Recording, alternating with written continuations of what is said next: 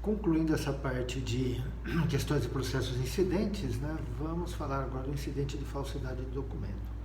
Né? Em primeiro lugar, a gente vai lá no conceito de documento, né, do artigo 232 do Código de Processo Penal, que diz lá: consideram-se documentos quaisquer escritos, instrumentos ou papéis públicos ou particulares.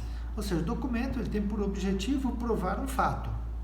Né? Então, a necessidade é que ele tenha em si dois requisitos básicos, um que é verdade e outro autenticidade. A autenticidade em relação à questão material do documento, né, de onde ele veio, se ele foi emitido pelo órgão responsável, pela pessoa responsável, e verdade se aquilo que ele transmite realmente está correto. Né? O objetivo do incidente de falsidade de documento é impugnar o documento viciado, que ele seja retirado dos autos, que ele seja desentranhado dos autos, porque ele pode levar o juiz a uma falsa percepção da realidade e, com isso, não julgar corretamente aquele fato. O incidente de falsidade documental ele pode ser iniciado de ofício pelo juiz, e aí eu defendo que não há nenhuma irregularidade, principalmente em razão do sistema acusatório, porque, né, o destinatário da prova é o juiz. Então, se ele está percebendo que há alguma coisa ali tentando enganá-lo, então ele tem essa legitimidade de ofício para instaurar o incidente de falsidade documental. E também pode ser pelas partes, né, pessoalmente ou por procurador com poderes especiais, né, o querelante ou o querelado ou o réu, né, mediante o seu procurador, seu advogado, mas é necessário que ele tenha poderes especiais, poderes que identifiquem que ele pode requerer o incidente de falsidade documental em razão da falsidade daquele documento. Por que isso, né? Porque a gente pode estar aí tratando de um crime, né? Um crime de calúnia, um crime de eventualmente aí uma denunciação caluniosa, e isso pode respingar em quem está falando. Se não houver poderes especiais do advogado, ele pode responder por esse crime. Né? Por isso se exige esses poderes especiais. Se esse documento, o qual se questiona a validade, né, a verdade e a autenticidade, ele for imprescindível para o julgamento daquela ação penal, o juiz vai determinar a suspensão do processo até a decisão desse incidente.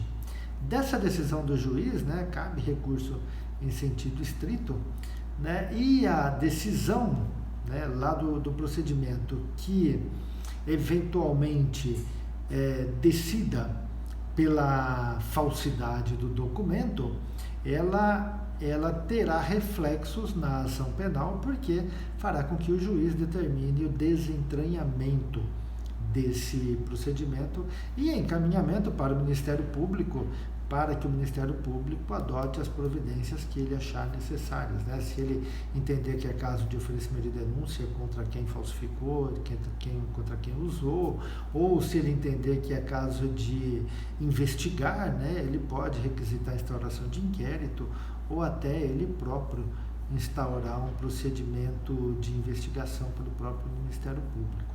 Né? Se o resultado do incidente lá for negativo, né, aquele documento não é falso, o processo caminha normalmente sem nenhum problema. Mas o objetivo é justamente saber se aquele documento é verdadeiro, é autêntico, né, para fim de formar a convicção do juiz, que é o destinatário da prova.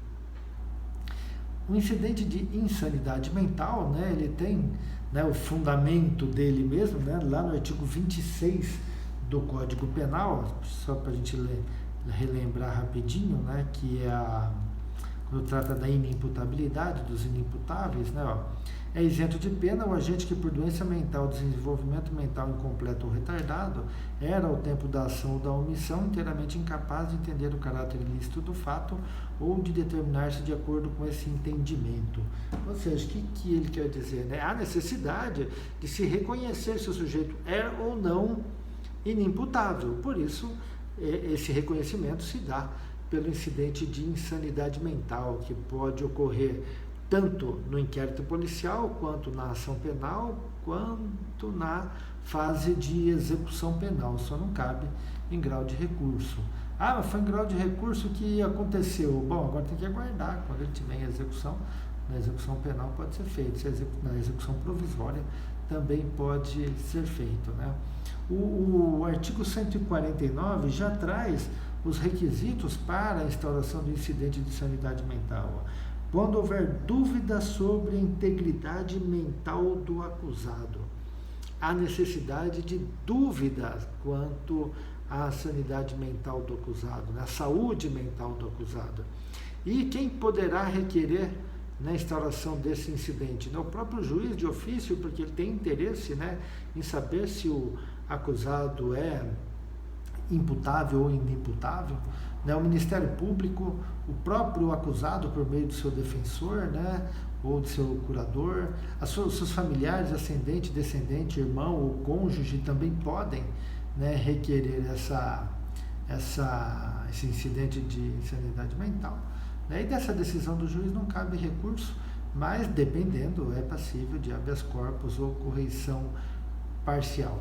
Havendo deferimento do pedido, o juiz concordando com o pedido, se não foi ele mesmo que determinou, haverá de imediato a suspensão da ação penal, ela para que o procedimento vá, né? O procedimento ele tramita em apartado, né? Como todos os processos incidentes, em apartado.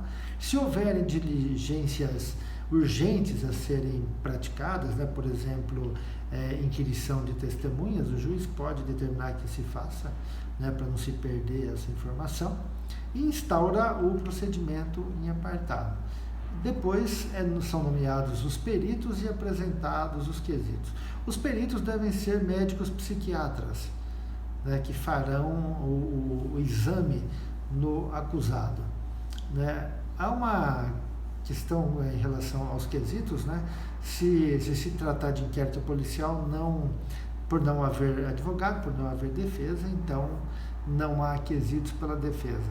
Entendo eu, né, que se o acusado tiver defensor constituído, nada impede que ele apresente quesitos também, né, de nenhum problema. Se isso acontecer durante a execução da pena, né, pode já o sentenciado ser transferido para uma casa de custódia, ou se durante o processo ele estiver preso, já ser transferido para uma casa de custódia.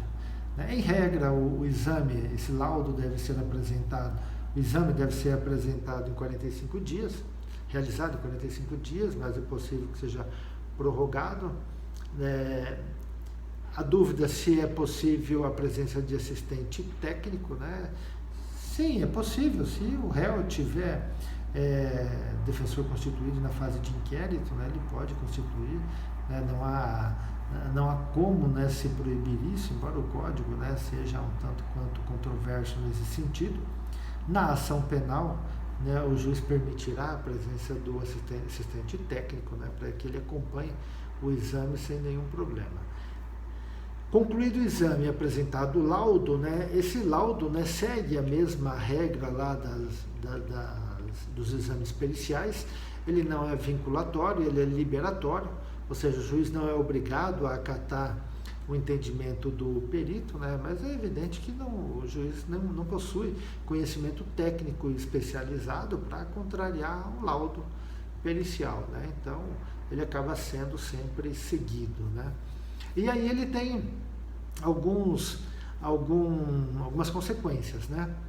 Se a gente estiver tratando da inimputabilidade total ou parcial, a gente vai seguir lá a regra do artigo 26, o indivíduo é inimputável. E se a gente pensar lá na inimputabilidade, a gente lembra o seguinte, né? A imputabilidade é um dos elementos da culpabilidade, né? Se a culpa ela é necessária para a condenação, então há necessidade que os três elementos estejam presentes, né? Relembrando lá os três elementos da culpabilidade, é a imputabilidade, potencial conhecimento do injusto, né, ou potencial conhecimento da ilicitude do fato, e o terceiro, exigibilidade de conduta diversa, né, considerando a pessoa média né, para uma pessoa média naquela circunstância teria uma conduta diversa, né? Faltando um dos elementos, o sujeito não pode ser condenado.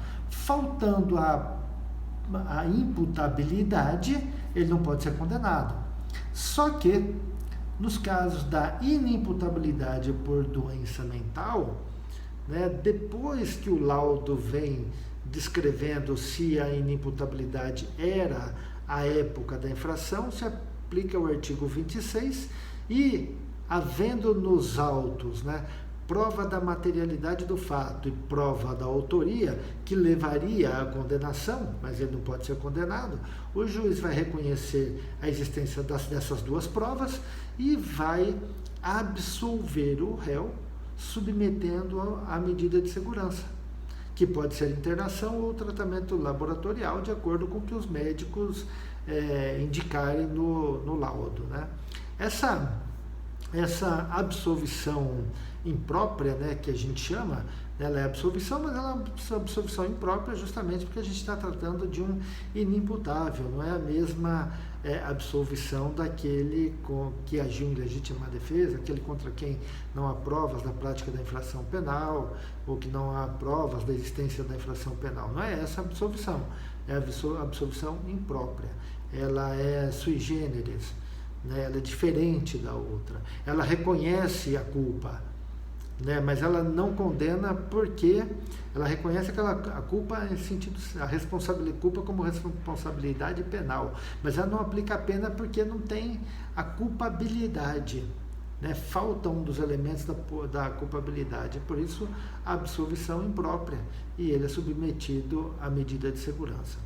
Se essa inimputabilidade ela sobreveio à infração, ou seja, ela não era a época da ação ou da omissão, ela ocorreu depois, então essa inimputabilidade não levará a essa absolvição imprópria. Essa inimputabilidade, ela vai determinar que o processo fique suspenso até que o réu readquira a sua saúde mental.